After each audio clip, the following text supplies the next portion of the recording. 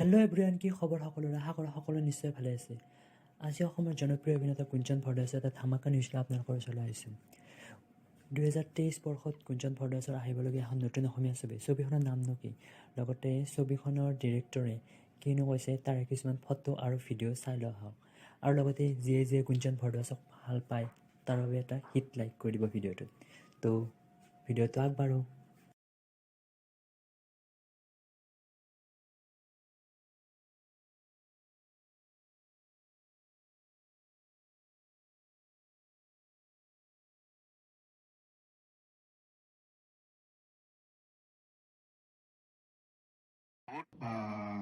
ভাল পুৰণা ক্লোজ বন্ধু কিছুমান আছে মোৰ লগতে। তাহাঁতি জানে যে মই ইমান নাৰ্ভাছ নহয় এনে লাইফত।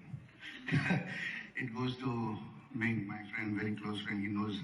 চ' আজি অকণমান নাজানো, আফটাৰ লং টাইম এখন চিনেমা কৰিবলৈ ওলাইছোঁ। আৰু সদায় দেউতা থাকে কিবা এটা কাম কৰিলে।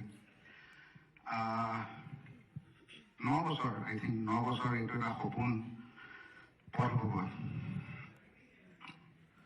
আমি লৈ ঘূৰি আছোঁ আজি 9 বছৰে। আমাৰ বহুত পুৰণা কিছুমান টিম মেম্বাৰ আছে এতিয়াও। পাপু বুলি এজন আছে, তেওঁ কৰিব বেকগ্ৰাউণ্ডত থাকে। চ' এয়া আমাৰ পৰিয়াল।